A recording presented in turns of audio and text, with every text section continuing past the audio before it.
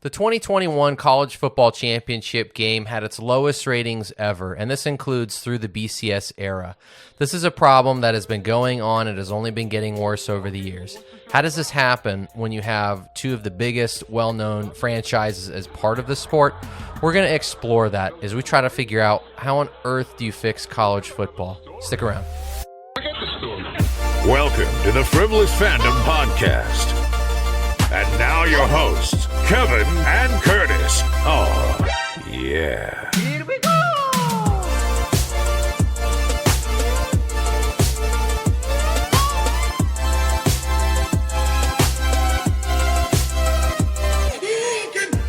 Welcome back in, Friv fam. Really hope you guys enjoyed today's episode. We're going to be taking some time to take a look at something I am very passionate about. This is my favorite sport of any sport that is out there. That is the game of college football.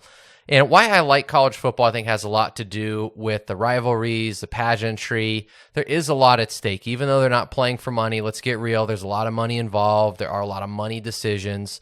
But the recent championship game and really the playoffs in general, I think, highlight a systematic problem within college football. And we're going to talk about today, how do you fix that? How do you fix the game? The game itself is good, but how do you make it great? So we're going to spend some time in doing that. If you guys enjoyed today's cast, we hope that you'll keep checking us out. We don't normally do a lot of sports, but again, this is something that is near and dear to both of us. If you want to support us, you can do that in a couple different ways. You can hit that like, subscribe, hashtags, hit the bells, go to Apple Podcasts, hit the 5-star. If you think we've earned that next play, we'd certainly love to have it from you. If you think we've earned 45,000 plays a day on repeat, we'd love that as well. Whatever gets us to the top helps us grow that Friv fam. Before we get too far down the pathway here, though, I'm going to bring in my co-host, Kevin.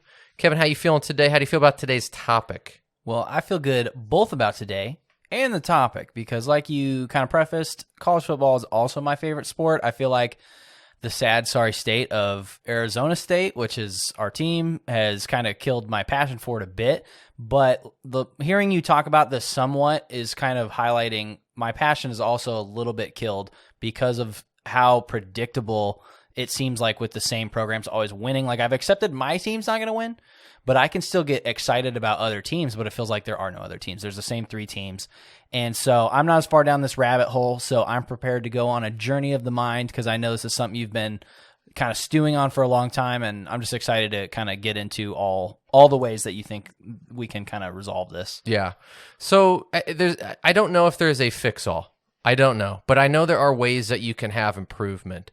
And this is going to be really kind of a high-level view of the college game itself, not any one particular team or any one particular league, but how can you improve the experience of college football in general so it is something that I think people get as amped about as they might something like the NFL, fantasy football within the NFL. I feel like there are avenues at the NFL level that you can go down, whereas college, it really is checking out your team and then really checking out the rest of the college football landscape. And so this is really going to be a macro conversation, I think. My hypothesis, though, is that college football is good from a macro level, okay? So I'm not poo-pooing it. I love college football. Give me whoever you want, I'll watch the game, okay? But ultimately, it's not great. And I'm a little bit different than I think most fans. I think most fans are going to be rooting for their team. They might catch a game or two if it's in their conference, maybe their rival, make sure the rival lost that day. But I just enjoy watching teams. I don't, give me somebody from any of the non-power fives. I'm fine with that. I just want to see the game, right? Now, I also think that the game used to be better. At a high level. Now, how long are we talking? When you say used to be, like what era? I roughly? think the BCS era really took us in a weird direction. Because you had before that, it was always a popularity contest. Right. Your AP national championship was given out based on votes. So at least with the BCS era, you did have an actual championship game, but it was still a beauty contest basically to Dancing get with to the it. Stars. Yeah, which team looks best in a bikini? I don't know. So there's a lot of controversy as well. The playoff has done something to give us at least some hope that you can have some drama. You can have maybe an upset. I think they're trying. At least my hope is that you can capture some of the same energy that you might see out of March Madness. Okay, yeah, that's the perfectly hitting what I'm thinking about. Because if you think about March Madness, the college basketball season crescendos at March Madness in terms of hype builds kind of towards the end of February. You might start checking out some teams that you know are going to be prevalent, and then everyone gets hyped for March Madness. College football is like, for me, is like you said, I can watch anybody. And yet at the end of the year, when things should be crescendoing to be the most excited to see the best of the best play, it's snooze fest. And I don't care about that playoff. Very little excitement. Yeah. And it's like, I think that's a problem because you lose, like we're seeing, you lose eyeballs at the number one point where you can show people and bring people in to get them excited. And that's a reflection of the energy I think the game has at the end. If you're not getting excitement, there are things I think you can do, which is we're going to talk about it, but I think that's ultimately bad for the game. But it's almost like, well, my team's not in it, so I can just check out. Yeah. Or especially with this year being as rough as it was, there were very few bowl games. You had teams that were in bowls. What was it? Was it Mississippi or Mississippi State that was in a game? They were like 2-6 or something. Yeah, because everyone else refused the invitation. So, the problems really that keep it from good to going great are systemic. And so I definitely wanted to be able to get into some of that. Well, I before we get into your points, I was going to say last year's Ohio State-Clemson game, and it wasn't the championship game, I think it was the first round of the playoff, was like, I mean, edge of your seat, must-watch television. And I actually read an article after the most recent championship game about how few actual barn burners there have been in these playoffs for whatever reason. I'm sure we're going to get into it. They're always so lopsided. And it's just like, if these games are more competitive, I feel like I'm probably stealing your points, but that would help so much to build that excitement. Yes. I think competition is ultimately what is going to drive engagement. Right. And so I think you see the same thing with the NBA. And I'm not going to get too far on this tangent, but with super teams. Right. Guys going to play with their friends, which they should be allowed to do. I mean, the whole idea is you're not owned by a team. You should have the freedom to choose where you go. But what it creates is vanilla. It doesn't get, there's no substance. There's no depth of flavor. You don't look and say, man, that, underdog team really could be dangerous. It's almost like a foregone conclusion that the teams with the best players will win, which is typical. But there's very little expectation that you're going to see a surprise. And this year we had that chance, and they made a big mistake by not having Cincinnati go. And I know Cincinnati lost their bowl game. They choked it. They choked it away. But that, to me, that should not discredit what they did, and they should have been given an opportunity ahead of either Clemson or Notre Dame. That might have spiced it up. But you're right. If it, it's almost like how things are going to end, so why even bother tuning in? Yeah. So let's get into some of my thoughts on why my hypothesis is that the game is good, not great. Okay. The first is the online era and national recruiting. This has been 20 years, maybe 20 to 22, maybe 1998-ish was about the time you had, sites similar maybe to like 247 or some of these other sites pop up where you would be able to see recruits. And I think it started out as a measure to help recruits get noticed, but what it kind of quickly turned into is a business itself. Yeah. You can follow your team's recruiting. You could literally follow any team's recruiting, and now there's gamification. How many 5 stars? 4, 3, 2. How many stars do you have? What's your average? Then they do a ranking of recruiting classes, which is just another beauty contest. Now, the issue with this, though, is it's completely galvanized the haves and have-nots. And there are arguments upon arguments about, well, stars don't matter. If you're good at scouting talent, you can get the diamonds in the rough. But there's enough research out there to show that the teams that tend to get more of the 4 and 5 star players are going to have more wins and more success. And so I think what you're experiencing now, look at Cincinnati, for example, had kind of a dream season up until the very end. Do we really think that that's going to help them in any way, shape, or form get 4 and 5 stars? No. Consistently? No. What are some other teams maybe that have kind of done that? Michigan State was one from a few years ago where it's like D'Antonio. Is it D'Antonio? I always want to call him D'Antoni. I think it's D'Antonio, but D'Antoni makes us think that. They were a dangerous team, I think, up until they were in the playoffs themselves and got absolutely just stomped out by Alabama. It was like 34-0 in that playoff game. Right. They were a team where it was like, okay, maybe there can be a mid-major. I might be confusing mid-major terms here. They're a Power 5 team, but somewhere that fell down in the middle, they have a legitimate chance to build themselves, but there's no sustained success with that.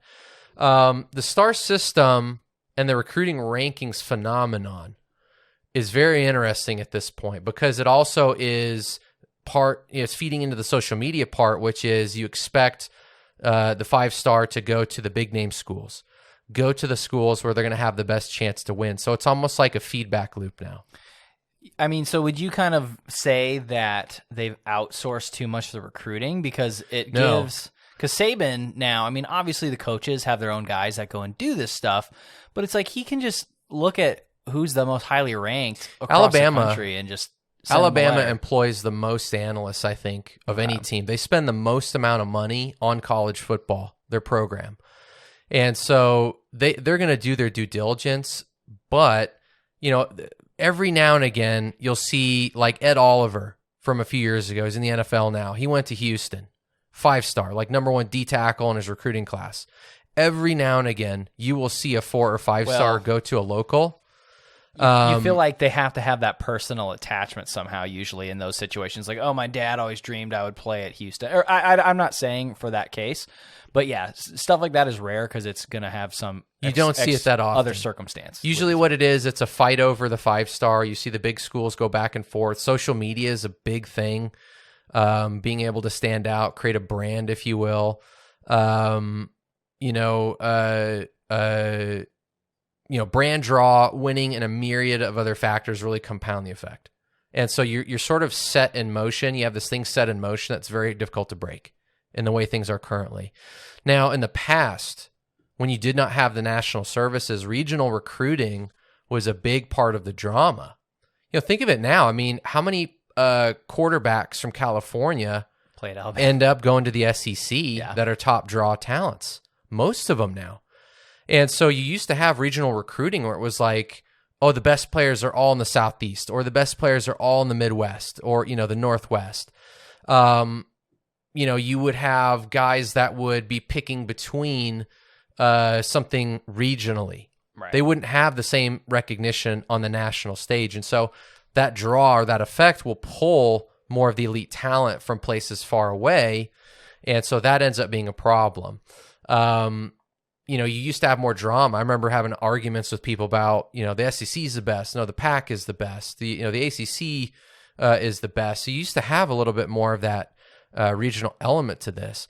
And so most of the recruits from a macro perspective used to stay, and I think a lot do still stay within a few hundred miles of a home, but there's a clear difference in the recruiting prowess of national powers. Stanford is a school. They're an outlier. They don't make any sense. They're able to get almost anybody that they want because of the package that they can offer as far as your education goes. Right. They have a very slick offer, right? But they're very niche. And I would say they're an academic school and they're in California. Yes, so they're an island unto themselves in the recruiting game. Now it's interesting that it hasn't quite tipped them over. With Stanford in the past in the Luck years.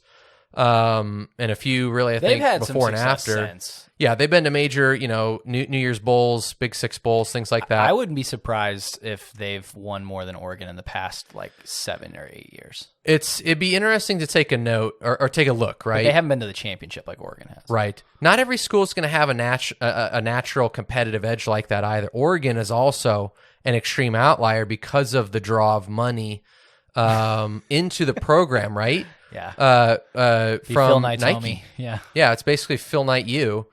And so some schools are going to have a competitive advantage, but we're still in a system that has very narrow walls. So breaking, out of those lanes is extremely difficult. I mean, how do you recommend handling that recruiting then? Because you can't really put Pandora back in the box. Okay, we'll get there because there's still, I think, more to say about it. Okay. So why college football is good, not great? Money. And it's some of the ways that you think and some of the ways that we pretend don't exist. The 30 for 30 on SMU was amazing. I don't know if you've ever seen it. I have not. It goes into the pay for play that happened in college football that got SMU the death penalty. And it's never been used since. It never will be used again. And that's another episode probably in and of itself, and that would be When was the this? Like 80s? 80s. Okay. So that could be another episode in and of itself, though, where you have a conversation about, regardless of ethics, is your return of value significant enough to actually just go ahead and cheat in college football? The short answer is yes. Maybe we'll do another episode if we get enough feedback that you guys like this sort of thing. I'm more than happy to do some of that look and look at, have some conversation on that. But the monikers right now are like, facilities arm race. Every other college seems like, we're building a brand new stadium. We're going to bulldoze that hunk of crap over there. We're going to have, state of the art, $11 billion. We're going to get all the recruits. And it really doesn't happen because every other school does that. Like every 4 years, I feel like they're adding another wing on, to their recruiting facility. And so there is a belief that better facilities lead to better recruiting, but it really is a mixed bag. I do think it has worked for Oregon, but it hasn't worked all that much for many other schools. Well, I was going to say, I want to have the ASU conversation slightly. Do you want me to save it? Because in terms of facilities and stuff like that? Yeah, we're looking big level. This is big level. We can come back to that. Now, let's get real. Players receive money, and there are incentives. These happen under the table. And this is, shouldn't be a surprise to anybody. It's also compounded by the capabilities and depths of resources. There are schools that spend more. There's fan bases that will spend more. You have donors that will spend more. There's a lot of margin between the upper and lower ends. My feelings on the entire subject are that ultimately money will speak the most in terms of how you can actually fix the game. Network to the pros is kind of another one. You think about what school sent the most players to the NFL? Probably Besides the Alabama. One, yeah, it's the ones that show up in the playoffs, show up in the Big Alabama, Six Ohio bowls. State.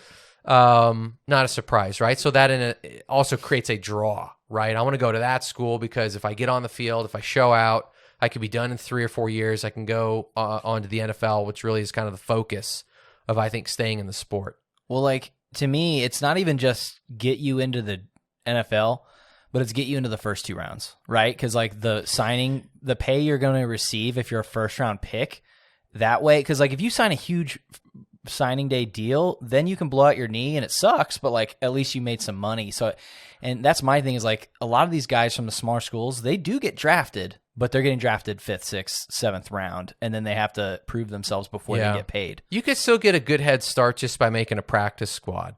Because if you get the minimum, it's still better. It's a 6-figure minimum. But I'm just saying, you go to Ohio State and have one good year, you have could be a pretty good shot to be made. Yeah, which is tough. But I don't know what you do about that. So, well, there is some thinking that you got to go to the big school. You don't. You don't have to. Players are shown again and again. Out there. Yeah, players are shown again and again. If you are worthy of NFL, you'll get your shot. Doesn't matter where you play. Right. And think of it this way, if you go to a school that you just like and maybe they're not a powerhouse and you don't do well there, how well were you going to do at Alabama? Right. How well were you going to do at, Clemson? Really? So if you think about it, if you want to show out the most, you almost should go to the school that has the least amount of competitive talent. That would give, because they'd likely be in a conference then that would have less competitive talent. Yeah, your stats would look good. Yeah. So, the whole feedback loop thing I think is at work here. Internet era recruiting, social media, going to a winner. All of these things help to kind of keep the haves and the haves, the nots. Really, even if you have a great year, what is the likelihood you can sustain that success? So what would make the game go from good to great on a macro level?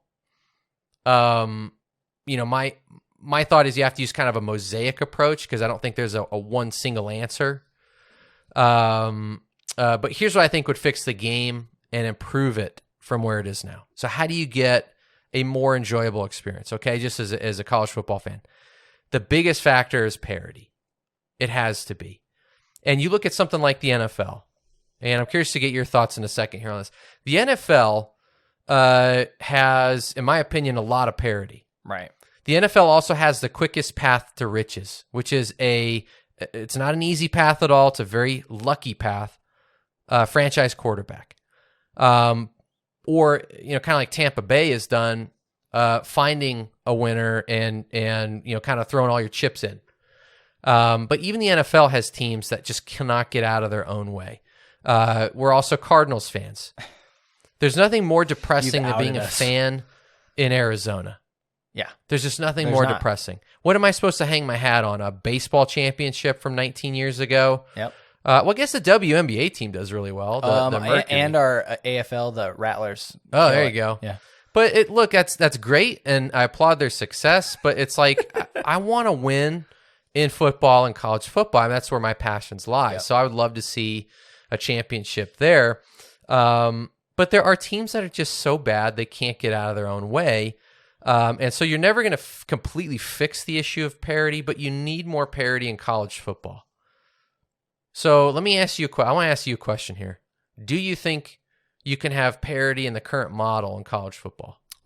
Everything that college football is right now, do you think you can have parity? I would like to steel man an argument, but I feel like there's too much evidence. There's just too much proof that you can't. I mean, you are Atlas pushing a stone and you're never getting up that hill is what it feels like. Well, here's the outlier, right? So Clemson was not Clemson 15 years ago. Like they were that team you talked about where they could be dangerous and maybe make a run. They had won a national title in the 90s. But then early 2000s, they were nowhere. And so, but they got the right mix of the right coach. Yeah. And then they got enough steam rolling to prove that they can consistently win to where their recruits are like, that's their first pick. So it's like, it's possible, but how many? You have over 120 teams. But how many, at the FBS level. Dabos are just lying around looking to coach your, at your school? They get bought up. I mean, if you have a great coach and a great year, I mean, you see this all the time in non-power fives. Those great head coaches get poached constantly. Yeah. They rise to what? Where the money is. Well, like the thing is it's not even, people talk about SEC. Okay, I get it. Your Auburns, your LSUs sneaking a year here, but they get to leverage Alabama to automatically get that bid into the playoff where other teams like you mentioned, like Cincinnati or some other, like if you're a Big Ten school that isn't Ohio State, you might get duffed. But like Alabama, like the SEC, I tell people this all the time, the SEC is mediocre in most of its teams, like all other conferences.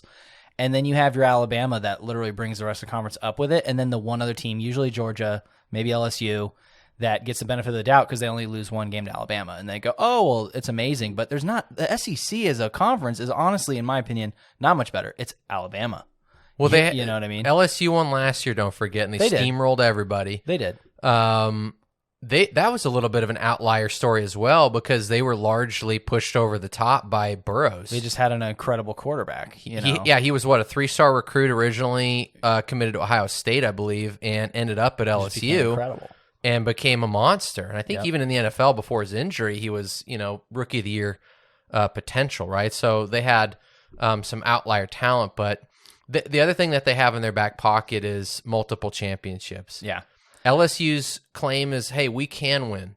We can win one. We also have a lot of money that we spend, right? But my overall argument is that I think you're right that they can't because each conference, with the exception of the Pac-12 the past couple of years, but each conference has one team that is consistently winning it. It's always Alabama, it's always Oklahoma, it's always Ohio State, it's always Clemson. Yeah. For the past 8 years straight. Yeah. So something's up. I think the other thing outside of parity making the game go from good to great, and I get this, some of this is going to seem obvious, but it needs to, because once you can identify what are the factors that will make the game better, it's like, great, well, what can you actually implement to get to those items that will improve the game? I think you need better regional representation.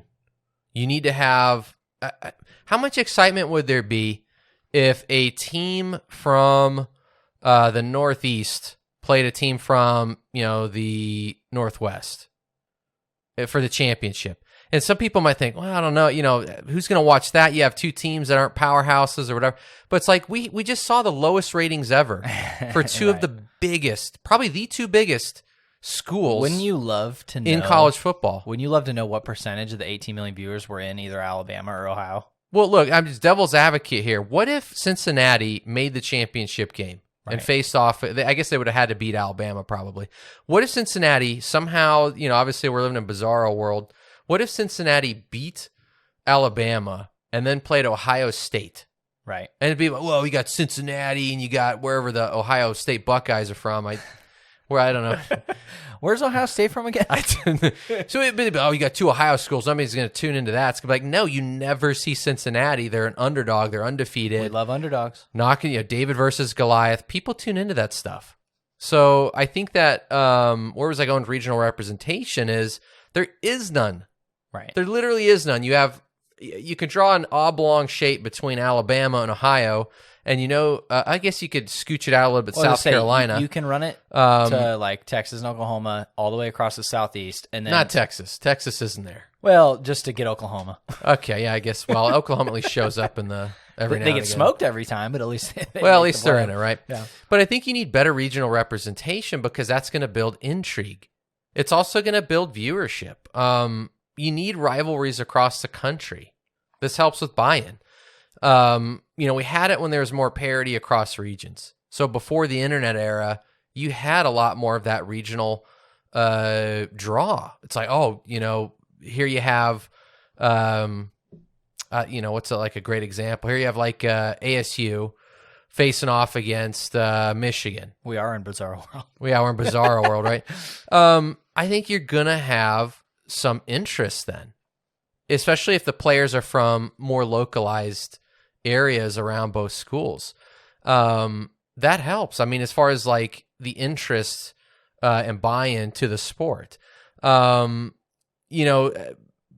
I said, pre-internet era, you had much more of that. And you can't put Pandora back in that box. There's just no way, right? But what can you do to incentivize players to stay in their region? Or what could you do to get a very talented player to consider other regions that they might, tend to leave? So if you have like a 5-star QB out of Mater Dei in California, why is he going to Alabama? Why isn't he considering more of the West Coast? We need more of that, more of the regional recruits that are top tier to kind of stay where they are. And you need more teams across the country to just simply field better units. And you can actually get parity. And this is going to be a point I think some people might disagree with. You can achieve it by diluting the star power that gets funneled into only a few schools. Yeah. So by making, this is going to sound weird, but by making a school like Alabama technically lower from an average star rating, you're going to increase the star ratings at more schools. Wait, say it again. So think of it this way. Alabama's, and I'll get to some of the stats that I have on that. Alabama's recruiting classes are obscene. Imagine playing NCAA 14, I think was the last one. You can like recruit that you mode. played, you mean? Yeah, you literally can win every 5-star you want. Right. That's kind of how it is. So if Alabama was a worse team from a recruiting standpoint, that would make other teams better. Because those players would have to go out to other schools, right? Curtis redistributing the wealth. I'm not redistributing anything. Let me give you some stats, okay? So, actually, hang on another point before I kind of get to some of these stats here. We were talking about diluting star power, okay? And before anybody gets too upset, I will say that I think, this is my personal opinion, make this clear, every single player, every individual player is the one that should have the most control in their approach to the game. So it's easy enough to say, well, what are you going to do? You can only have 40 recruits at, 40 scholarship players at one school and you can have 100 at the other. No, I'm not saying that at all. You need to incentivize players to go somewhere else. Right. Or to go to different schools. There needs to, they should have every opportunity to go to whatever school they feel is best for them. And so you do that with more carrots. So let me give you some stats. Give me the carrots. Here you go. Here's some stats for us. In the playoff era so far, and granted, we only have a small sample size. I think the playoffs, this was the 7th tournament. Yeah. Currently, there's only been 12 different teams represented in the playoffs. As you've had multiple showings from several you schools. said 7 years times 4. So in 28 possible showings, 43% have been the same schools. Right. That's almost half, right? No one outside the Power Five has been invited. This year was a chance to do that. This is Alabama's third championship in 7 years. Right. Had Ohio State won, it would have been their second, right? So you essentially had two schools that were playing to win slightly, it was at 5/7. Yeah, and then Clemson would mop up. I'm sorry, 4/7. But then Clemson would mop up the rest of the remainder. Yeah. You know what I mean? There is no intrigue here. I'm not excited about this. If you're a fan of one of these schools, yay, but it's literally 1/10 of the college football landscape that gets to has ever showed up in the playoffs, right? I'm sorry, it's less than 1/10. What am I saying? Yeah, way less. No, it's 1/10. Well, a little bit less because there's over 120. 120, There's okay. over 120. So here's why I think you're seeing this. In 2021, the recruiting landscape so far. This is this year. This is according to 247. There's As in 34 players that are coming in this fall. Yes, they're signing their letters. They've already signed in the early period, or they'll be signing in February. There's 34 total, according to 247. 5-star players. I think all but one have decided. So there's still one more that kind of hangs in the balance. Of those 34, 7 are going to Alabama. 5 are going to Ohio State. 3 are going to Clemson. 4 are going to Georgia. 2 to LSU, and 2 to Miami. Now, Miami used to be a big power. And so they still have, I think, that draw of like, we're Miami. We've won multiple championships. We just need you to get back to the glory days. So if you're keeping track at home, what is that? 12, 15, 19, 21, 23. 23 of the 34 are going to what? 5 schools? Right. For comparison, you look across conferences. The SEC has 15. 15 of those 34. Almost half. The Big Ten's getting 8. The ACC is getting 6. Big 12 is getting 2. Pac-12 is getting 2. Jeez. So you still have one more undecided, but he's, at least right now, he's undecided between Ohio State and Washington. But the crystal ball is overwhelmingly towards Ohio State. I mean, The only reason Washington's even considered is because he's from Washington. Right. So it's a great example of it'd be nice if the star power would stay where it is, right? So anything can happen. You could have flip-flops, all this and that. Now, if you go back 5 years, the average rank in national recruiting for Alabama is 2. So if I take what was their final grade or final rank? Were they first in the country? Were they 121st or 125th or whatever it is? Their average was 2. Wow. Which is obscene. The only way to get an average of 1 is if you're a 1 every single year. Did anybody average better? No. Yeah. They've averaged the best. So if you look at Ohio State's average, 5.4. Look at Clemson's average, 9.4. LSU, 6.8. If you go back 5 years from their championship last year. So, and the championship only helped them. It'd probably be about 6.8 or maybe slightly better if I included 2020s. But if you go back to 2015, Ohio State championship team, their national average rank from the previous 5 years before the 2015 championship, 6.8. So it's pretty compelling. I don't see anybody who's like, oh, your average was 25. Right. Your average was 30. Because that would still be something. You'd be in the top 5th, right, in terms of recruiting ranks. Nobody has an average of 1, like I said. Alabama is at 2. But they had, I think, 2 or 3 years where they were the number 1 ranked for that year. Clemson's first championship team. So this, like you said before, they did it the right way. Average 14.2. Wow. Going back 5 years from the year that they won. So if you are a fan of a school and you're excited about your top, maybe you're ranked 20. We got the 20th best recruiting class this last year. Let's just say. You better have like a top 5 class the 4 years prior. Because it's not looking good, right? And obviously small sample size, I get it. But it's starting to reveal kind of what you already know, which is unless you have the best talent, you really don't have a shot to win. Yeah. You don't even have a shot to make the playoffs. You don't even really have a shot to win your conference. Right. Now, if we had enough time. Apparently, unless you're in the Pac-12, that's sad that there's not really any Pac-12 schools that are consistently competitive at that level. Oregon's the only one that's been in the playoff. But not since 2014. Not since the first year, right? No, they played against Ohio State the year Ohio State won. Yeah, that was 2014. Was it? Yeah. That was the very first playoff. Okay. And I guess they played against Auburn in the championship game a year or two before that. No, right? that was before the playoff existed. Yeah, that was, I'm saying, in the BCS Yeah, era. 2010, because it was Cam Newton. Now, if we, like I was talking about the way back machines, if we had a way forward machine, we'd know the real probability of any team winning just based on recruiting rankings and averages. You need like hundreds of examples. So if you could, somehow see 500 years in the future, assuming everything is still kind of status quo, which it wouldn't be, you could know, this team has, a 0.001% chance of winning. And I'm sure there's some bookmakers out there that have odds they use. Well, they have to, because I think hopefully they're using something. Well, those I think you can go and bet on any team to win a championship at given odds. My suspicion, though, is you'll likely never see a championship team with an average rating outside the top 20. Yeah. I don't think you ever will. And if you did, it would be such an extreme outlier case. It could have maybe happened this year with like a Cincinnati that's undefeated, right? But as soon as they were eliminated and you knew it was, the same old retreads. Well, you would need an outlier type player who's incredible and a little bit of luck to win without that.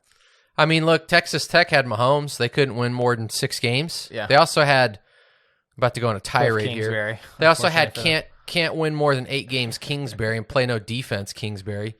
Cardinals fan here, sorry. But my suspicion is you will never see it happen. You'll never see it. It would be a complete aberration. Did I say that word right? Is that the right one? Yeah. All right. So is the problem like say you crack the top 20? I'm sorry. I'm just going to use ASU as an example because that's the team I follow most closely. Like people Use Penn State or Michigan. Well, perennial top 20 teams, Michigan, right? In terms of in terms of recruiting, they got Harbaugh, so he's got somewhat of a draw. They get a top 20 ranking. They fire Harbaugh. They might drop down to like 80th next year. They wouldn't. Well, Michigan always recruits well, but they wouldn't recruit what you're talking about. Like you might drop down to 40th. Like, well, maybe who do they hire in? I mean, Michigan hasn't competed. Maybe Urban Meyer. I'm just making up stories here, but if their recruits are so good, but they haven't competed, so I'm not going to use Michigan. Just take any example. No. I'm just saying, what is a perennial team in the top 20 in terms of recruiting that can't get it done? Yeah, there's 15 but teams my that you can point to. My point is you're talking about feedback loop. You're a team that can't rightfully be expected to compete for a championship, but your administration fires their coaches as if they are. Yeah. And so you get a coach. I see this happen all the time. You get a coach. They get some momentum. Like say Herm at ASU, he gets some momentum. He gets a couple top 20 recruiting classes, but then he doesn't win. I don't think he's out of top 20. He hasn't. I'm just Curtis. I'm talking hypotheticals. Okay. So I'm saying he doesn't win either the Pac-12 championship or whatever the standard is, or obviously you shoot for a national championship. And these people don't realize that it's not realistic if you're not one of these other teams with these types of recruiting classes to win, and they fire the coach. It like resets your momentum. I see this all the time of like middling programs that don't realistically have a shot. Yeah. Shoot their momentum in the foot because they want to win now. Well, some people, yes. And I think some people are probably screaming, saying it doesn't matter what your rank, it matters about your average. I get that. Because if, let's say, you had more parity, you'd still have to stack everybody and say, well, this team had the number 1, this team had. But you need to see more parity across the average ratings then. Right. And so, to build a consistent winner, you have to have consistently good recruiting classes and find those players that have a high ceiling and achieve it. Doing that in the lower ranks is statistically unlikely. It happens because you can point to plenty of guys that are first-round draft picks that have, maybe a 2 or 3 star rating, but there are hundreds and sometimes thousands of 2 and 3 star rated guys, whereas there's 34. There's 34 5 stars according to 247, and I think 40 to 50% of them is the ratio. Maybe it's a little high. I'd have to. It's been a while since I've looked at that. Have a legit chance of actually going in the NFL. Can I ask you a question? Yes. What in your opinion is the biggest factor that would separate out a guy from, say, a 4-star to a 5-star? Is it just game readiness? The idea that like it's almost an intangible. It's really weird. It's because I've seen 5 stars completely flop, and then you see some 5 stars that are just everything they're billed to be. I don't know exactly. I think that a lot of the rating services rely on camps. They rely on eye tests. They rely on measurables. They rely on film. They rely on stories. It's a mosaic. It really is. And it's not perfect. But I think in general, you could say that if you have on average, higher star talent, you could have, on average, higher winning seasons. So you'd say a fair. 4 and a 5-star might physically be somewhat comparable. Yes. But the 5 stars have that it factor. They maybe have that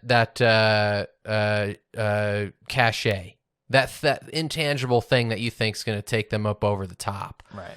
And some people also get really upset when their team laden with 4 and 5 stars only wins like 8 games or 9 games and maybe loses to the rival, doesn't win the conference. And it's like, I would take a consistent 8 and 9 average win team personally, because I don't have one. I would take it because that's a good baseline to work from. Here. That's a good baseline to work from. Yeah, is my opinion. So the mid-range schools are stuck in the Field of Dreams mindset. Okay, it's highly unlikely a school that has one strong season is going to see a top 10 recruiting class with multiple 5 stars and do that for 3 or 5 seasons to stay on top. Right. It's like, oh, if you build it, they'll come. No, I think you've proven everybody's going to build better facilities. Yeah. The 5 stars are still going where they go. Well, you just got to find the players with the high ceilings, the 2 and the 3 star diamond in the rough. So I'm like, all right. The fixer-uppers. Yeah, why don't you just tell me which penny stock to go purchase then? That's going to take me to the promised land. It's the same thing, right? Coaching staff turnover is huge. Consider this. Coaches can go anywhere they want. They can be bought out of their contract. They can be released, whatever. They tend to end up at the better schools as well that have the bigger budgets, spend the more money. Smaller schools really can't compete. Maybe. All right? I want to say maybe on that. But if you are a small school and you have a great year, good chance your coaching staff's going to have a lot of turnover. Right. Not surprisingly, I think I said before, Alabama spends the most on college football per year. If you go back, if you go and look at the top 10 in spending, 8 of those 10 have been to the playoffs or won a national title in the last 8 years. Right. Do you want to field a guess at the 2 teams that spend them in the top 10 most? One of them is Texas. Nope. What? Texas is not in the top 10 of spending? Mm-mm. Psh, y'all are posers. I'm just saying. I'll just give it up. Michigan and Penn State. Okay. So, interesting. I would have sworn Texas. I'm sure it's up there. And if my stats are wrong, let me know. Thought you guys like football, Texas. But each one has won at least one national title in their past. So they have had a national title. It still carries water. I know it doesn't carry any water from Minnesota. Sorry, Minnesota, you haven't won one since the 40s. Well, you probably need your parents or grandparents to remember it to really carry the cachet. I don't know, man. It's been almost 80 years, I think, since they won one. But you're starting to see a trend, right? Probably it's obvious, but I think when you start to look at some of the metrics behind it, it starts to stick out a little bit more. Now, you are going to have some schools that can never just get to the top. You cannot have perfect parity. There's just not enough elite talent to do that. You don't have 345 stars. Right. You have 34. You have the best of the best. Then you have very, very good. And you have very good. And then you have good, great. And you got good. And it kind of goes down the list. And that's not to say a player that is a 2-star cannot be a fantastic player. It does happen. But again, there are thousands of 2 and 3 stars. And the odds of anyone individually becoming a 5-star level player, let's say, could sniff an all-conference or maybe sniff an All-American standing is very low. Right.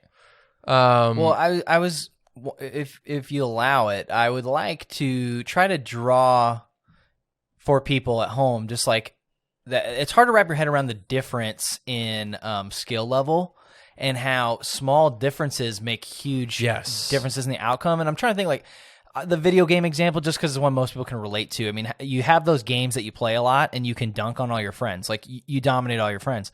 And then you'll go play somebody else who takes it seriously as you, and they dunk you, and you're like, wow, you must be the best. And then you watch the people that play it professionally. You have that same thing even within college football. Like, just because you're not cutting the mustard against Alabama, you could still be an incredible athlete. Yeah. There's just that high of a skill and athleticism ceiling. It's crazy. At each level. Yes. It's just the way it is. It sucks, but it's the way it is. So So we've been talking for a while now. I want to get to the actual keys to making the game better. So this is Make it better, Curtis. Here's the secret sauce. Okay, I don't think this is controversial in the least. Although I'm wondering if I feel like it is like like ESPN and all them kind of approach it controversially because it's like you don't want to piss off the powers that be. You don't want to piss off the NCAA. I'm just going to say it. There are two ideas that you could implement right now to improve the game. Oh, we should queue up Deep Voice Guy number 1. So simply put, you got to pay the players. Pay the players. Pay them money. Podcast Cash over. money. Give them the money. Pay the players. And the second thing, we'll get more into that. I would say, do you want to cover objections? Or We're going to get with the top two. I got to give you the top two All right. things. Pay the players. This isn't hard. They deserve it. It's stupid not to pay them. It's dumb. Number 2, you got to expand the playoffs. You need more regional inclusion. And the ideas are already out there. If the NCAA is so set on, I don't even know, why wouldn't you expand the playoffs? This isn't like the NCAA March Madness tournament where there's like 185,000 teams. Right. Was it even controversial when they went from 32 teams to 64? And now they have like super buy-ins or something like that. Like Yeah, they 68 keep teams, expanding it because people want it. This isn't complicated. But here's how you can get more of the regional tie-in. The idea out there is you have the champion. If you win your championship, you make it. And then you have the 3 at-large. Yep. If you expand to 8. This is not complicated. So you got to expand the playoffs. You got to get more people bought in from around the country. This can help to do that. Expansion is not going to hurt. Okay. And I think you got to maybe your mindset has to shift. Treat college football like the minor league that it is. It's a minor league. It is, yeah. Stop calling it, amateur athletics. It is a minor league. And allow schools and regions to pay players for their efforts. Not only that, they need to be paid for their celebrity and they need to be paid for their likeness. So, okay, I have some, what's the word? Not objection, but I guess clarifications on paying the players. Because how do you prevent the programs that already pay the most on their program from still, because if you can get paid more to go play at Alabama, wouldn't you just go to Alabama? You've not yet unlocked the potential of your region. So you're saying this would facilitate more different schools raising their spending, perhaps? I'm going to make a quick point, and then I can address that. Okay. Restriction on compensation may actually be causing there to be less money spent on the college game. And I just mean in total. So some schools are not going to get into the arms race. Cincinnati, unless they have Daddy Warbucks hiding somewhere who's, ready to open up the coffers, I don't know if that's going to happen. Others aren't going to be able to afford to. I mean, is a Stanford going to, decide to get into a pay-for-player arms race? Probably not. But you can still have, let's say you're in this pay model, you can still have a money ball type approach. You can still play like you're the Oakland A's trying to figure out, how to make your 1 million payroll compete with a 200 million payroll, right? Right. An extreme example, but you can still work that, and that's what you'd have to do. The college game has, and I'm probably off slightly. I call it a quasi quota on the game of college football. Now, normally, a quota is used to restrict foreign trade. And why does that matter? Why does foreign trade matter? Well, you reduce imports to boost domestic production. The problem with this is that eventually you're going to have inefficiencies and higher prices, okay? Okay. So let me step back from some economics that was here. a pivot. Higher prices lead to lower consumption. Buyer pools tend to shrink unless you're into, the luxury goods market, right? Now, why am I calling this a quasi-quota? Because right now you have a huge restriction on compensation to players from schools and regions, dozens of which could support more compensation in cash and other forms to players. So the biggest legal currency in the game right now is winning programs. Right. That's the currency of the game. And why that matters. There's really only been a half dozen or so truly elite schools in the last 20 years, okay? It's ultimately an attempt, is my opinion, for those elite players. You're the 5-star guy. You've been told since your sophomore year, you're going to be a 4-star, 5-star. You got 45 offer letters, right? You have all the big ones. You're already thinking NFL. How can you not? You're coveted, right? People want you, okay? So, lost my place. Let me find here. So ultimately, it's an attempt on that player, unless you have just a very, very strong love of the game. Your attempt is to get paid real money. Right. So it's always been a money decision for a lot of people, a lot of players that are at that, I think, at that elite level. Maybe not even the elite level, but maybe they're getting their chance. They're going to go get a scholarship. They're going to show out on the field. Some of them even go the JUCO route. Maybe their grades weren't there. Right. And they're going to show out in JUCO so they can pick up that. I watched every season of Last Chance U. That gets talked about a lot, making it to the league, okay? And there's a lot of reasons for that. And I think they're very good reasons for players to want to make it, but it's almost always a money decision anyways. Right. Okay? So if it's always been a money decision, the worst part of the decision-making for a player right now is that it is a gamble.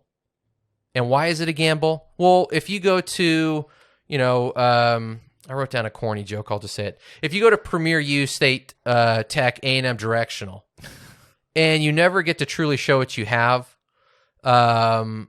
that could harm you. So let's say you're that and you see it every now and again, right? A 5-star transfers. He goes from Ohio State. We had a couple out at ASU. They didn't really pan out. So maybe they need more time to develop. You're not going to get any game reps if you're a 5-star struggling to make a name for yourself at Big Tech U. Right. It's not going to happen. You're going to have to transfer because they're just going to recruit right over you. Right. Or you better hope the light bulb clicks in year 3 or 4. But it's a gamble on the high-ranked players' part to go to the big-time school in that they could be recruited over. Maybe they don't have enough time to develop. But you may be convinced, well, this is my best path to the NFL. I have to go to Ohio State. I have to go to Alabama. And it's a very difficult battle, right? There are players right now waiting for a turn that could be on the field at other schools. And that team would immediately be better. I mean, ASU, that happened for us. Literally any school in the Pac-12. Yeah. But I'm just saying, we literally had Trainum, who was an Ohio State running back, and he transferred here. Or he just didn't decommit. Nope. He was recruited straight to ASU. It was between us and Ohio State. I don't know. Oh, I thought we outright originally said he was going to Ohio State. I don't believe so. I could be wrong on that. Anyways, he made the right choice because he started playing right away. Day one. Now, he didn't get to play for national championship, but true. But he wouldn't have probably played because the guy Ohio State had was great. Maybe. I don't know if he got. I don't know. He didn't get injured, did he? He did. Yeah, actually, I didn't watch the game, so I don't know.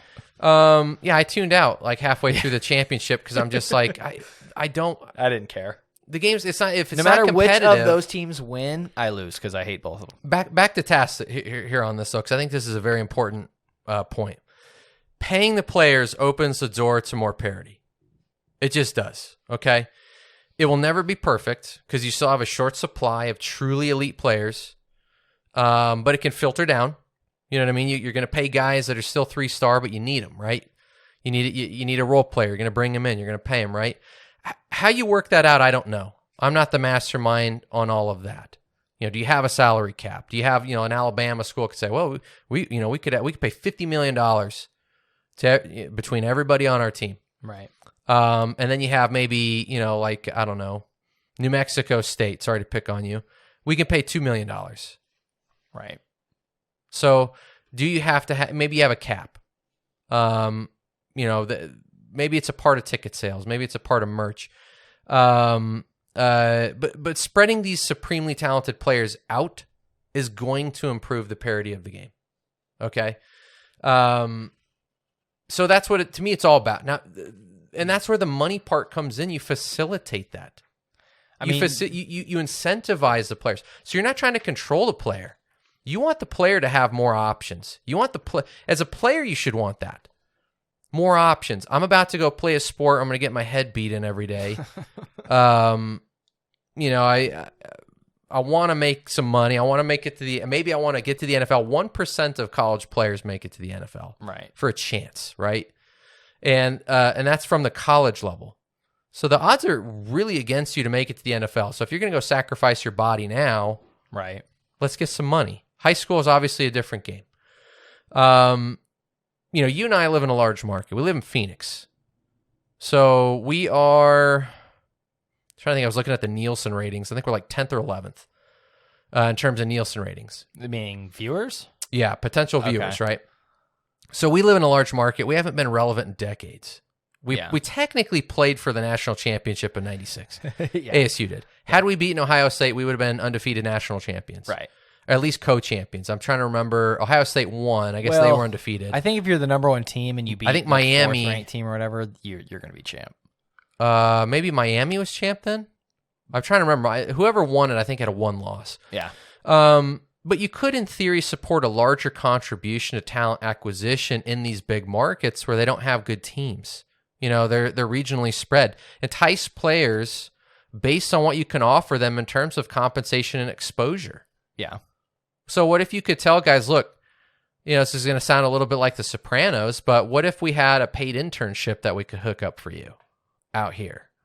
You go learn some internship skills at what, I name a business. Yeah. Let your regional make it legal. Get them paid. Might people see as favors, but I mean, would you rather give them a car taxable or income? Would you rather them All right, go tax get an it. internship? Yeah. Hey, we can give you a Lamborghini. You got to pay the taxes, or we can get you a paid internship. Taxes come out, but you get cash, right? Like there are ways that you could leverage your region if you just want to have pay for play, which is not a dirty term to me. These guys are sacrificing their bodies and they're trying to make a dream happen. It's like, get them some money now. I mean, you could even institute, because most of them will be 18 and older by this time. You could have, pension programs, which as silly as that sounds, maybe it's not a program where it's a guaranteed payout, but maybe you could have guaranteed contribution. So it's like, look, you can't really touch them. It's going to go into like a retirement account, right? Right. You can't touch the money till you're retired or, whatever, but we're going to put a fairly substantial amount. You get that when you're 18. You get that through when you're 22, 23. You don't touch it for 40 years. You might be able to retire on that. Right. Depending on. So there are ways that you can incentivize and pay, entice players, if you will. There are large markets that are underutilized. And there's a ton of inefficiencies in the game when you talk about revenue potential. Looking at Nielsen ratings here, large TV markets don't have good teams typically. So if you look at the Nielsen ratings for this last year, 17 of the top 20 markets have never had a representative in the playoffs. Crazy. Your TV deals suck. They could be better if you had more people watching, right? Because, New York, Chicago, I mean, none of those places have a team. LA even is struggling. And I'm so jealous of the Rams defense. My God, they're so good. Sorry, that was a tangent. If the Rams win the Super Bowl, by the way, I'm moving to Mars. So I'm going to be sad. But they'd just be more proof that you need a top defense to win. They're the third best against the run. They're number one against the pass. They're the number one overall well, I was going defense to say, in the different NFL. sport, but or NFL. The formula is, look, Vince Lombardi didn't invent tackling and blocking, and it's still just as relevant on what wins the game today as it did back then. But it's just funny because you mentioned a franchise quarterback being a way to win. Honestly, having an elite It's D-line, a way to get a chance, because teams that get a franchise quarterback tend to invest in the rest of the team because they feel like they have a chance. But I'm saying a D-line is the next best way to get good quick. How do we clone Aaron Donaldson? Just Donald. That guy is a monster, okay? Where was I here? So there are some bigger programs that make up the top 20, but the top 10 is an example. Half don't have a team currently with a chance in hell of making any noise. You can argue LA all you want, but SC has not been dominant since before the sanctions. Leinart, right? Parity opens the door to more wallets. So if you can hear me out there and you have any clout of any kind, if you want more money, you need more parity. Pay the players. I've also heard arguments from people like schools with pro teams and markets don't do well. I think that's a bunch of bull. Georgia, LSU, Ohio State, the Florida schools, LA, They've won championships. They have pro teams. Well, I would say I think the best example would be LSU. I mean, the Saints are good most every year. Yeah, in the past Saints decade. are their Saints are towing up against Tampa. Yeah, So it's gonna be a good game. I mean, they've been Ugh. they almost Can won they the beat championship Tampa 3 times in the same year? Would That'll be yeah. Sorry to go on. Does Drew Brees get to put Tom Brady's soul in a jar and keep it on a shelf if they win again? The key has always been money. It will always continue to be money. Spread the wealth. Make more money. Do you want to talk about the objections I can just picture people having? Give in 1 sec. Okay. I just want to make I'm looking straight into the microphone. Okay. Well, let me tell you this. Hold on. I'm looking straight into the mic. You will make more money. NCAA people, powers that be. You will make more money if you give up some of these inefficiencies you're holding on to, like grim death. Yeah. The reason I say that is because I think number one, people would come up with more dumb objections than number two. Well, let's see. I want to hear a couple. I have more thoughts. Obviously, it's a very long episode, but it's to me, it's worth it because I think it's the key to a better game. Let me hear some objections. And I'm not saying these are necessarily my objections. I've just heard these conversations over the years, and I know how people talk, for better or worse. They would say stuff like, should we be trusting 18-year-olds with $1 million? Hey, they can go fight in a war. I don't know why they can't drink a beer. I guess they can if their parents give it to them. Look at Jake Paul. He's doing great with his money at a young age. No, I'm kidding. Jake Paul also doesn't have a structure, right? If you're a college football player, your time is pretty structured. You have all of the opportunities with counselors, with, educational help. You literally could not have a better chance if you are at a school with all that structure and you're being given money. Right. That's to me, that's a weak argument because you can work when you're 15 in most states with a worker's permit or what it was. I don't know how old you have to be to get a legal job. I know that nobody had any problems with me working at a movie theater. Right. I had a job washing window screens when I was 12. Yeah, but they would say you wouldn't have had afforded enough to entertain your worst notions, I guess. I bought video games. It's true. I mean, another objection, and honestly, I think this would go the other way, but people would say, like, well, what's going to keep these kids in school if they're making money playing football? Like GPA. You still have to get to the NFL. Yeah. If you want, this is not going to make you as rich as the NFL, maybe. You have, I think one example that caught my eye was you had the gymnast she had a UCLA. I'm trying to remember where it was. She had a viral video with millions of views and she didn't get one penny from that. Jeez. I don't know how much she'd have gotten, but it's they're getting nothing right now. I feel like that's a weak argument is we can't trust them with money because it's what's the difference between an 18 and a 22-year-old? Very little. Especially when you're a popular athlete. Very in little. Your prime, yeah. Yeah. So, so where do you know where that money goes then? So all the revenues that Ohio State is generating, it just goes into the school, right? A lot of it goes back to the sports programs. I know you have a lot of support that has to go to other sports through Title IX. I don't know if some goes back to the university and their general fund. I don't know what gets siphoned off to other stakeholders. This is maybe the part that stops or prevents any other change from happening. I mean, we don't know. That's maybe somebody out there knows. Maybe the NCAA has public books. I don't know, but somebody's got to be making money off of these kids because they're not making it, right? And they're certainly not giving them a chance to make any. You have these mega TV deals, and it's that money goes to school. Okay. What do they do with it? Yeah, what happens from there? Does it all go back into, is it like Alabama where they spend $50+ million on college football? I bet you they make more. So. Well, so the programs right now that are benefiting won't make more because they already are getting mad amounts of TV revenue and fan merchandise, blah, blah, blah, and they don't have to pay the players. So when you say you'd make more, you're talking about all these other schools, 95%. I'm talking about the game in general. This is an appeal to the NCAA. I know, but I'm saying if you're Ohio State, you're saying we already make oogles and we don't pay a bunch to the players. If you're Ohio State or Alabama, you don't like this idea. Right. That's my point. This weekend's maybe that's impartial why they would go against it. So the funny thing is, too, is you would not be doing anything to harm these schools. You would simply be incentivizing players to loosen monopolies. And it just boggles my mind that we haven't done that yet. Because if you care about the game, if you are, let's say you are a stakeholder at a high level, if these exist, I'm going to guess they do. Somebody out there is getting paid because some point their great grandpa got involved somehow and he gets a cut of every TV deal. I don't know, right?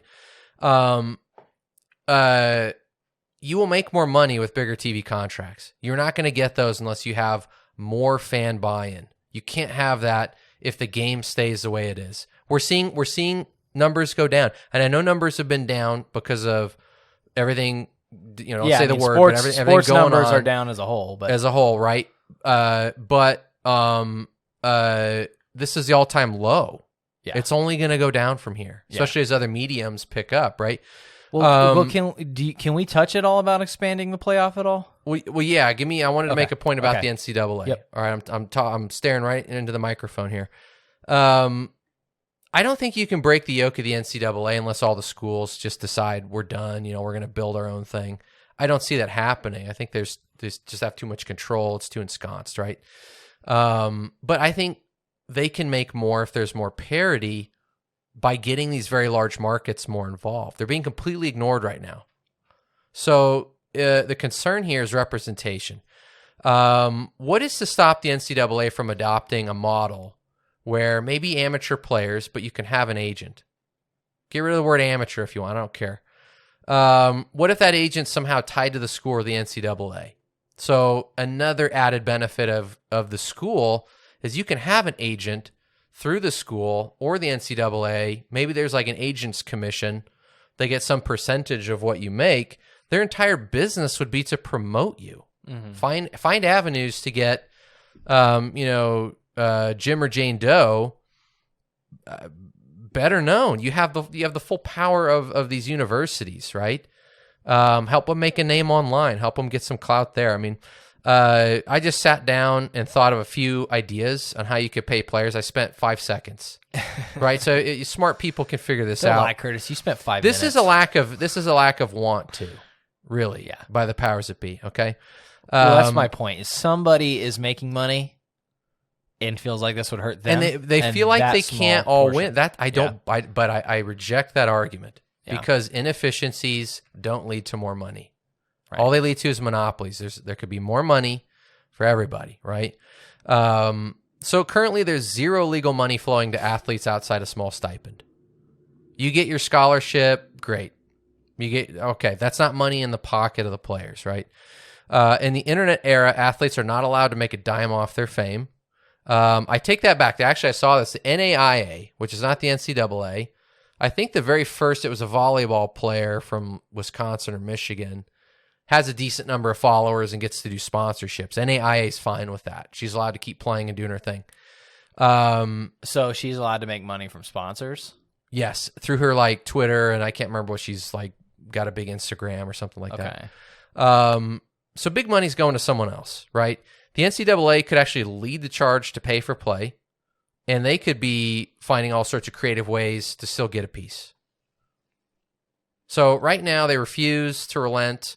Part of it is if they feel like, if you give an inch, everybody will want to take a mile. I don't necessarily agree with that. I'd argue there's more money to be made for everybody. So here's some of the thoughts I had. I think I mentioned one: paid internships to players. Right. Leverage the businesses that are out there. What if the player says, you know what, I might make the NFL, I might not. I want to be a broadcaster, or I want to be, I don't know, an insurance salesman. Okay. What's to stop a school from saying, we'll pay you $100,000 a year on a paid internship? And say, whoa, 100, that's more than the employees make. It's like, but now the company gets to leverage the fact this is advertising for that company, right? Look, hey, we're supporting college athletes that are putting themselves in harm's way to, make a better life. And they're going to learn good business skills or managerial skill, whatever. Like there's all sorts of creative ways to do that. Right. Endorsements. Appearances, social media revenue, even a Patreon. How much money goes through Patreon? I didn't even look the stats. Patreon. Let your players have a freaking Patreon. Then the agent promotes. Like it just, I thought of 30 seconds. Yeah. There's so many more. I'm sure smart people come up with that make more sense, right? I also have no reason to ever buy a player's jersey. Yeah. I have no idea who's going to be number 69 4 years from now. Okay? And I'm not going to wear a jersey unless I have an attachment to that player. Right. So what if you have a player that's, all Pac or all SEC, all American? LSU fans would probably still buy and wear Joe Burrow's jerseys if they sold them. He can get a cut of that. The university gets more money because now people are actually buying the merch. Right. I still see 1 million Kurt Warner jerseys for Cardinals. You're going to see 1 million Larry Fitzgerald jerseys forever. Yeah. Oh, yeah. Well, I mean, there's not many other Cardinals you'd want to wear. So it's not just like It's funny. I have a number 16 ASU jersey. Do you know whose it is?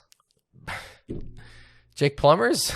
See, I knew you were going to say that. No, it's Andrew Walter because the style of ASU jersey God. they only had for like 2 years because they look terrible. Yeah, and don't give me that customized stuff. Well, you can customize, go in there and put the guy's name on. It's like it's not the same. Yeah. The guy doesn't get the money. But it's just funny. You're just proving your point. But there are people like, again, Patreon exists. You literally can get nothing other than satisfaction of helping support a creator. Here's some money. Or you can, maybe there's a tier where it's like, I'll send you an autograph. I'll send you a signed jersey. There are so many ways to make money and support the player. People will want to help support these guys and gals. Because this isn't just to college football. You could do this really with all the sports.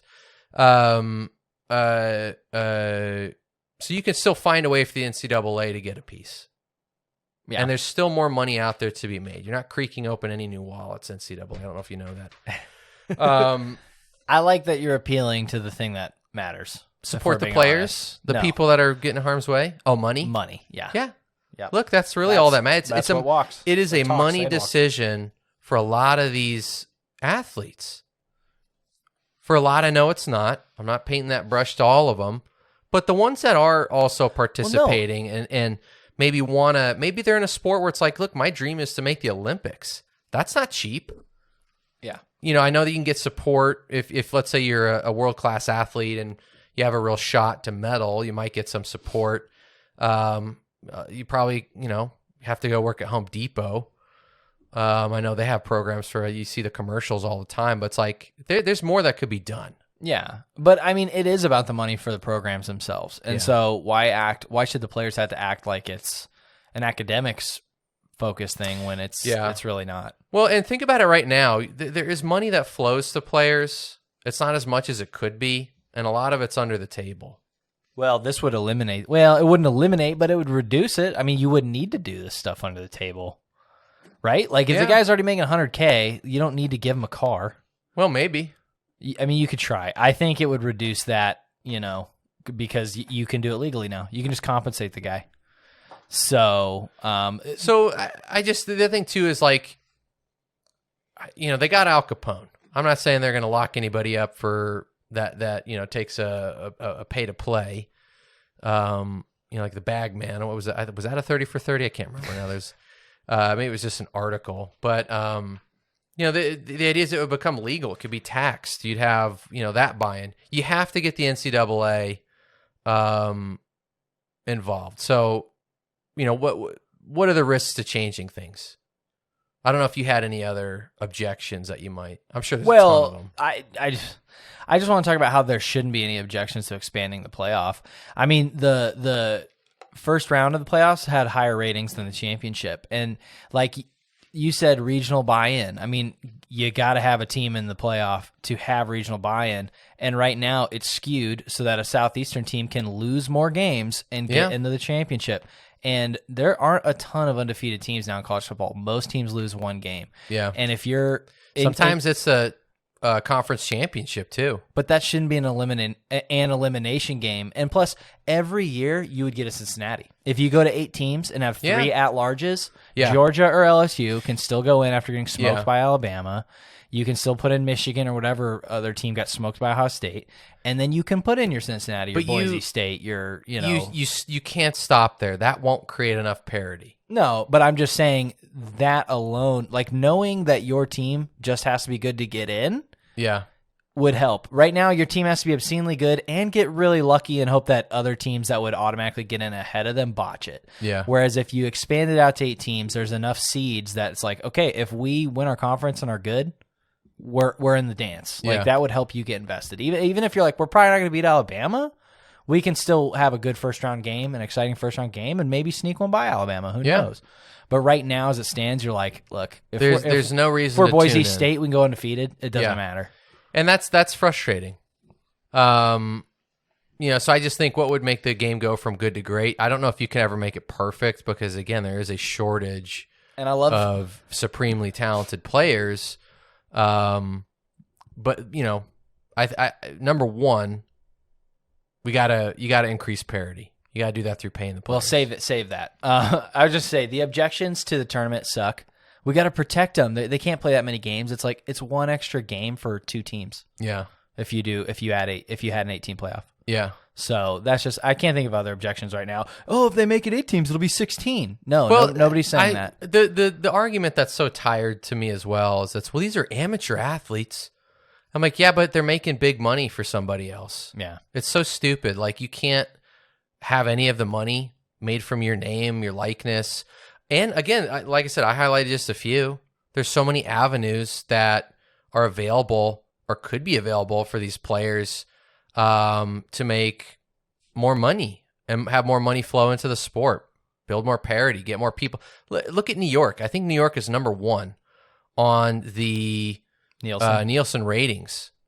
Who nobody's watching Syracuse. I'm sorry, nobody's watching Rutgers. Right. Maybe somebody's watching. Is it Army? Yeah, I think so. Maybe. And let's be honest, you can't do the pro thing because nobody's watching the Jets or the Giants. So don't give me it's because we have pro teams. But that's a massive market where if let's say Rutgers, okay, let's just say Rutgers somehow makes the playoffs. You're telling me you're not going to get millions more views out of the Northeast? Yep. Come on. Yeah.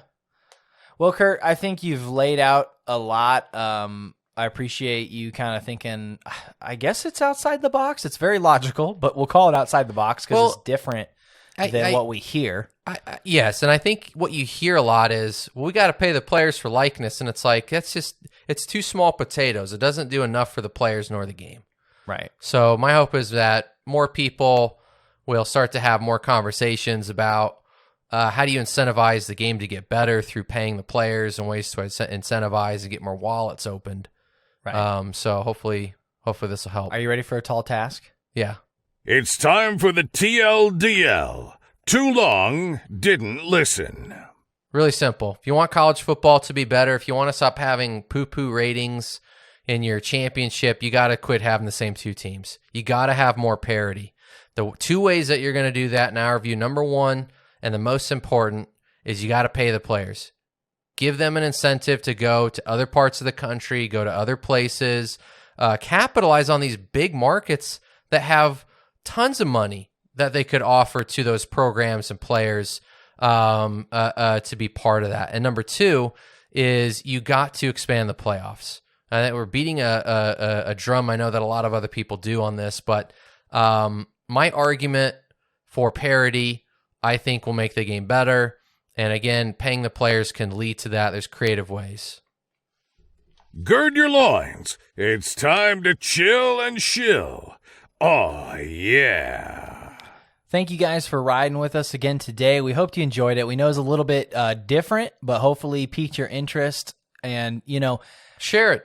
Like if you love college football, or if you like it and you just want to see the game better, maybe all you like to do is tune into the bowl games and the playoffs, but you want to see something else, like, share this. I don't think this is an idea.